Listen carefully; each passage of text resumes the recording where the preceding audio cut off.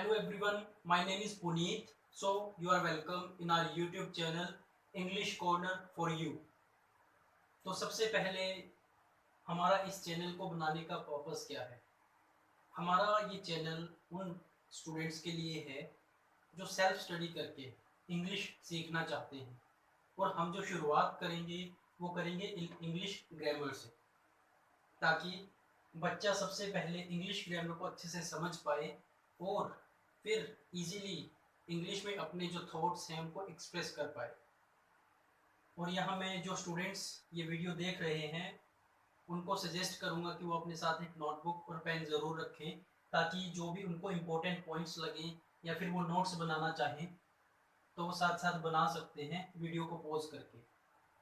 तो सबसे पहले यहाँ अगर मैं बात करूँ इंग्लिश को सीखने का सही तरीका, या फिर मैं कहूँ कहाँ से स्टार्ट किया जाए, तो यहाँ सबसे पहले हम अपने कोर्स का एक ओवरव्यू यहाँ पर आपके सामने लेकर आए हैं। हम सबसे पहले ये डिस्कस करेंगे कि हम किस तरह से आगे बढ़ेंगे, कहाँ से शुरू करेंगे और किस तरह से आगे बढ़ेंगे, और उसका इम्पोर्टेंस भी बीच में डिस्कस करेंगे। तो अगर मैं यहाँ सबसे पहले बात करूँ, आपका जो सबसे पहला टॉपिक अगर मैं कहूँ बिगिनिंग जहाँ से आप करते हैं, पार्ट्स ऑफ स्पीच जो हमारे पास हैं, we have 8 parts of speech. हमारे पास 8 पार्ट्स हैं। तो ये स्पीच बोलने में जो हम जो बोलते हैं उनका कुछ बेसिक्स है, जो कि पार्ट्स ऑफ स्पीच आप सामने देख रहे हैं। अगर मैं फर्स्ट की बात करूँ, नंबर 1 नाउन। नाउन के अंदर अगर हम बात करें तो हम इसमें नंबर और जेंडर दो टॉपिक्स इसमें होते हैं। पहले नाउन, फिर काइंड्स ऑफ नाउन, फिर नंबर के अंदर सिंगुलर और प्लूरल, जो कि बाद में हम जैसे यहाँ लिखा भी है सब्जेक्ट। तो ये जो नंबर है वो सिंगुलर होगा या प्लूरल होगा, ये हम डिस्कस करेंगे नाउन के बाद। फिर जेंडर, अब जेंडर में मेल फीमेल और उसके दो टाइप और हैं, वो भी हम इस नाउन के बाद नंबर और जेंडर और उसके बाद डिस्कस करेंगे। सेकंड हमारे पास है प्रोनाउन। अब ये जो प्रोनाउन है आपने सुना होगा, first person, second person, third person. इसमें जो मेन है, सबसे पहले हम इसके काइंड्स करेंगे, कितनी तरह के प्रोनाउंस होते हैं। उसके बाद पर्सनल प्रोनाउंस हमारे पास 3 तरह के हैं। मैंने यहाँ सिर्फ कुछ कुछ मेंशन किया है, first person, second person, third person. Next adjective. अब जो एडजेक्टिव है उसमें उसके काइंड्स पढ़ने के बाद, काइंड्स ऑफ एडजेक्टिव्स पढ़ने के बाद हम आएंगे डिग्रीज ऑफ एडजेक्टिव के ऊपर। एडजेक्टिव्स की डिग्री होती है जैसे गुड, बेटर, बेस्ट। तो इस तरह से हम इसको भी बाद में करेंगे। Next we have verb. सबसे इम्पोर्टेंट टॉपिक, इंग्लिश ग्रामर का जो सबसे इम्पोर्टेंट टॉपिक है वो है वर्ब। वैसे तो आप सबको ही इम्पोर्टेंट कह सकते हैं और हैं भी। वर्ब के अंदर हेल्पिंग वर्ब्स आप पढ़ेंगे सबसे पहले। हेल्पिंग वर्ब्स में आपका जो मॉडल्स हम देखते हैं ना, can, could, may, might, shall, should, तो वो कोई अलग से कुछ नहीं है टॉपिक, वो हेल्पिंग वर्ब का ही एक पार्ट है, models. Main verb, main verb के अंदर आप मेन जो आपका फाइनाइट और नॉन फाइनाइट्स हैं, और फिर उनको फर्दर डिवाइड किया जाता है ट्रांजिटिव और इनट्रांजिटिव में। और नॉन फाइनाइट्स हमें लगता है कि वो अलग से कोई टॉपिक है, नॉन फाइनाइट्स भी हमारा मेन वर्ब का ही पार्ट है। नॉन फाइनाइट्स आपके पास इन्फिनिटिव, पार्टिसिपल और जेरल। आपके पास ये 3 टॉपिक जो आपको लगते हैं अलग हैं नॉन फाइनाइट्स की, वो मेन वर्ब का पार्ट है। यहाँ मैंने बताया आपको हेल्पिंग वर्ब्स 2 तरह की होंगी। सबसे पहले प्राइमरी ऑक्सिलरीज, हेल्पिंग वर्ब को ऑक्सिलरी भी बोलते हैं, और दूसरा इसका पार्ट है मॉडल्स। और इसमें मैंने आपको बताया finite and non finite. Finite को 2 पार्ट्स में डिवाइड करते हैं, ट्रांजिटिव, इनट्रांजिटिव। और जो मैंने सेकंड बताया इसका नॉन फाइनाइट्स, उसमें है आपका इन्फिनिटिव, पार्टिसिपल और जेरल। उसके बाद जब हम वर्ब को करेंगे उसके बाद हमारे पास टॉपिक आता है टेंसेस। अब टेंसेस के अंदर सारा कुछ डिस्कस होगा। उसके बाद वॉइस, नरेशन, यहाँ एक्टिव पैसिव वॉइस आपका जो है मैं उसकी बात कर रहा हूँ।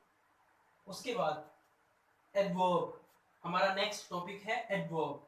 अब एडवर्ब इसके भी काइंड्स हम करेंगे। प्रेपोजिशन, प्रेपोजिशन इसके भी काइंड्स करेंगे, ये भी बहुत इंपॉर्टेंट टॉपिक है आपका। कंजंक्शन, कंजंक्शन भी इसमें नेक्स्ट है। फिर है आपका इंटरजेक्शन। तो हम इनको डिस्कस करेंगे, फिर डिटेल में भी डिस्कस किया जाएगा इनको वन बाय वन। अब अगर इसके बाद में बात करूं, वैसे तो ये चीज़ें जब टेंसेस आपके स्टार्ट होंगे तब ये चीज़ें डिस्कस की जाएंगी। सब्जेक्ट क्या होता है, प्रेडिकेट क्या होता है, ऑब्जेक्ट जो कि प्रेडिकेट का ही एक पार्ट है। फिर कुछ टॉपिक्स हैं जो इसमें कवर नहीं होते, जैसे डिटर्मिनर्स।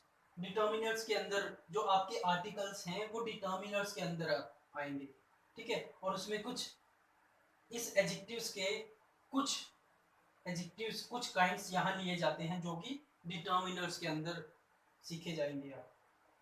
कॉन्ट्रैक्शंस, उसके बाद कॉन्ट्रैक्शंस हैं कि एक जैसे कैन नोट, कैन नोट को हमने लिख दिया कांट, तो उस तरह की कॉन्ट्रैक्ट हो जाता है, वो सिकुड़ जाता है। कैन नोट को हमने लिखा कांट, डू नोट को हमने लिखा डोंट।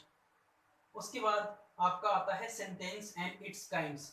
इनका सीक्वेंस बदल सकता है, अकॉर्डिंग टू रिक्वायरमेंट बदल सकता है, बट जहाँ तक है मैक्सिमम सीक्वेंस हमारा यही रहने वाला है।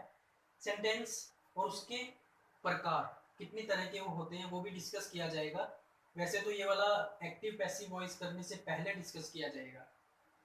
फिर आपका आता है क्लोजिस। क्लोजिस एक अपने आप में बहुत इंपॉर्टेंट टॉपिक है, लंबा टॉपिक है। फिर अगर मैं बात करूं कॉमन एरर्स, जैसे आपने सुना होगा common sense is not so common, same way common errors are not so common. तो अगर मैं बिल्कुल एंड में जाकर बात करूं, जो कि थोड़ा आगे का है, एक फोनेटिक्स नाम से लिंग्विस्टिक्स का एक टॉपिक होता है फोनेटिक्स, जो कहने को तो कहा जाता है कि छोटी क्लासेस में नहीं कराना चाहिए। एक्चुअली ये कंसर्न है आपका वर्ड को बोलते कैसे हैं, how to pronounce a particular word. जैसे यहाँ लिखा है मैंने प्रोनाउंसिएशन, तो एक वर्ड को प्रोनाउंस कैसे किया जाता है वो सब आप फोनेटिक्स के अंदर सीखेंगे। उसमें ट्रांसक्रिप्शन, ट्रांसक्रिप्शन होता है जिसको पढ़ के आपको पता चल जाएगा कि ये वर्ड कैसे पढ़ा जाएगा। मैं यहाँ छोटा सा एग्जांपल आपको सिर्फ इसका देना चाहूँगा बस। जैसे आपने लिखा कैट, ये आपने लिखा, अब ये सी है, तो अगर ये क की तरह बोला जा रहा है कैट, तो ये क हो गया आपका, और ये आपका ए और ट। तो ये इजी है बिल्कुल, देखो क एट कैट, तो ये कैट बन गया। ये ट्रांसक्रिप्शन से आपको पता चलता है कि ये वर्ड कैसे प्रोनाउंस होगा। तो हम इसको बाद में डिटेल में डिस्कस करेंगे। सबसे पहले हम जो हमारे ग्रामर के कॉन्सेप्ट्स हैं उनको करेंगे, और फिर इसका मैं एक बीच में इसका वीडियो भी डाल दूंगा बाद में। उसमें कौन सा डिक्शनरी यूज़ करना है, उसको कैसे यूज़ करना है, वो भी आपको बताया जाएगा। तो आप अगर चाहें तो इनको नोट कर सकते हैं, बाकी फिर डिटेल में बाद में डिस्कस होगा। तो जैसा कि हमने डिस्कस किया कि हमारा जो सिलेबस है, हमारा जो कोर्स है, उसका ओवरव्यू क्या रहेगा, तो हमने ऑलमोस्ट सारे टॉपिक्स को वहाँ पे डिस्कस किया कि किसके अंदर कौन सा टॉपिक आएगा और किस तरह उसे कवर किया जाएगा। तो अभी हम जो आगे करने जा रहे हैं वो है importance of parts of speech. Parts of speech की इम्पोर्टेंस क्या है। तो अभी आपके सामने यहाँ मैंने 4 सेंटेंसेस लिखे हैं, तो उधर हैं 6 सेंटेंसेस आर देयर। तो आप अभी हम डिस्कस करते हैं और द 8 पार्ट्स ऑफ स्पीच। यहाँ देखिए जिनको मैंने सर्कल किया है वो सारे 8 के 8 पार्ट्स ऑफ स्पीच जो है, मैंने सबको कोशिश किया है कि एक एग्जांपल में डालकर उसको दिखा दिया जाए।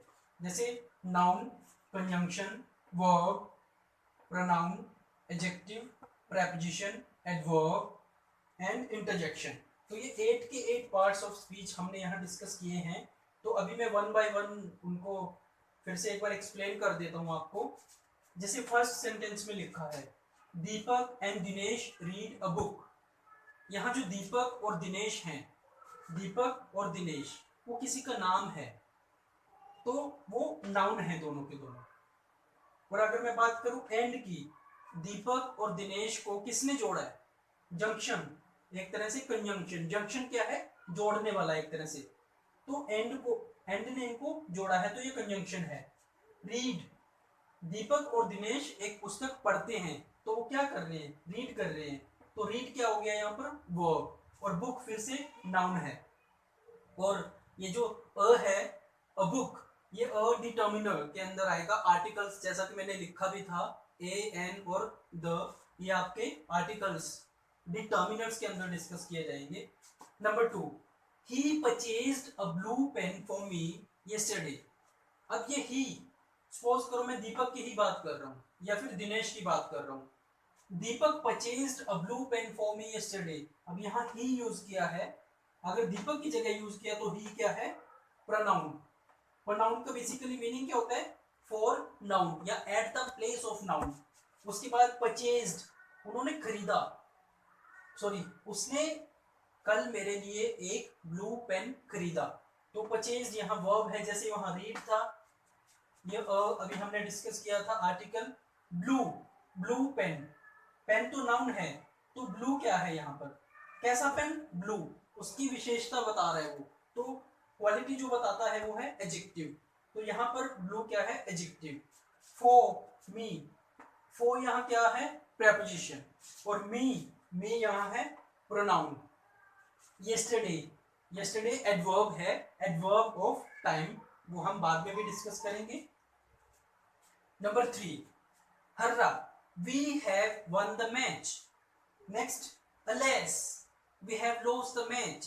तो यहाँ पर जो हर्रा और alas है, वो दोनों हमारे क्या है, इंटरजेक्शन। और इंटरजेक्शन होता क्या है, अपनी सडन फीलिंग्स को एक्सप्रेस करने के लिए जो हम यूज करते हैं, वो किसी भी तरह की फीलिंग हो सकती है, हैप्पीनेस भी हो सकती है, सैडनेस भी हो सकती है, कंटेम्प्ट भी, हेट्रेड भी।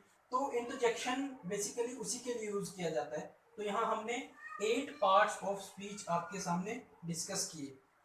अब जो मैं सबसे इंपॉर्टेंट बात करने जा रहा हूँ इसकी पार्ट्स ऑफ स्पीच की, ये तो एक बेसिक है कि आपने देखा कि पार्ट्स ऑफ स्पीच किस तरह से यूज हुए हैं, आइडेंटिफाई कैसे करते हैं उनको, वो आप बाद में सीखेंगे। अब यहाँ देखिएगा, ये पेन आप देख लीजिए, ब्लू पेन, यहाँ पेन किसका काम कर रहा है, नाउन का। यहाँ भी देखिए, ही हैज अ पेन, उसके पास एक पेन है, नाउन। पेन किसकी तरह यूज हो रहे हैं यहाँ पर, नाउन की तरह। और यहाँ देखिए, ही पेन्ड अ लेटर, अब ये पेन्ड है वर्ब की सेकंड फॉर्म की तरह यूज हुआ है, वर्ब की तरह यूज हुआ है, और यहाँ ये वर्ब की सेकंड फॉर्म है, it means he wrote a letter.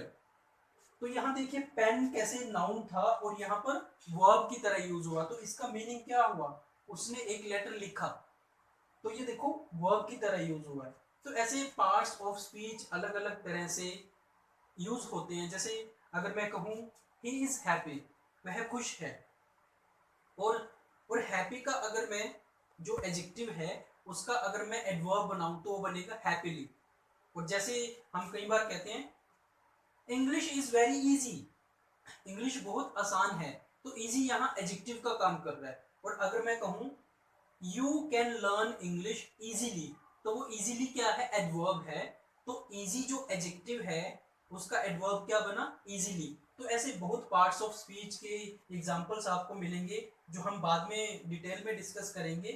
तो अभी आई होप आपको सब समझ आया होगा। मैंने कोशिश किया है कि उसको एक सिस्टमेटिक वे में आपके सामने प्रेजेंट किया जाए। और हाँ, एक चीज़ और मैं यहाँ डिस्कस करना चाहूँगा, ये जो दीपक एंड दिनेश है यहाँ, या फिर ही है, दीपक एंड दिनेश, या फिर ही, या फिर वी, या ये वाला वी, या फिर ही, या फिर ही, ये सब क्या है, हमारे सब्जेक्ट। तो ये जो टॉपिक है सब्जेक्ट और प्रेडिकेट का, वो हम बाद में डिटेल में डिस्कस करेंगे, क्योंकि जो सब्जेक्ट और प्रेडिकेट, फिर प्रेडिकेट के और अंदर भी उसके जैसे प्रेडिकेट हमारा क्या क्या इंक्लूड होता है, उसमें वर्ब होता है, ऑब्जेक्ट होता है, और फिर ऑब्जेक्ट भी दो तरह के, डायरेक्ट ऑब्जेक्ट, इनडायरेक्ट ऑब्जेक्ट। तो वो थोड़ा टॉपिक थोड़ा लंबा हो जाएगा, इसलिए मैं उसको यहाँ डिस्कस नहीं कर रहा ताकि आप कंफ्यूज ना हो। तो मैं उसको सब्जेक्ट और प्रेडिकेट को बाद में डिस्कस करूँगा। और यहाँ मैं एक चीज़ और आपको बता दूँ कि जब कभी एक बच्चा किसी कंपटीशन की तैयारी करता है, किसी भी कॉम्पिटिटिव एग्जाम के लिए प्रिपेयर करता है, उसको ये सारा करना पड़ता है, सारे 8 पार्ट्स ऑफ स्पीच एक सीक्वेंस में चलना पड़ता है। चाहे फिर आपका 5 मार्क्स का आना है या 10 मार्क्स का आना है, इंग्लिश आपको उसी तरह करनी पड़ेगी जिस तरह से उसका एक सीक्वेंस है।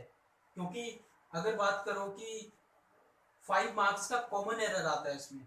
तो कॉमन एरर मैंने बताया, कॉमन एरर है क्या, पूरी की पूरी इंग्लिश ही कॉमन एरर है। आप यहाँ से अ को मिस कर दीजिए और यहाँ कोई और प्रेपोजिशन यूज कर दीजिए, यहाँ कुछ और लिख दीजिए, माई लिख दीजिए, आवर लिख दीजिए, तो मीन्स वो एरर किसी भी तरह का हो सकता है। तभी मैं आपको कह रहा हूँ कि common error is not so common.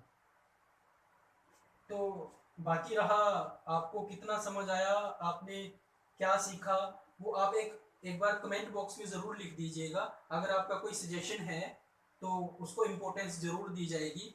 और वीडियो को बेहतर बनाने के लिए अगर आपको लगता है कि ये इम्प्रूवमेंट की जा सकती है तो आप ज़रूर सजेस्ट करें।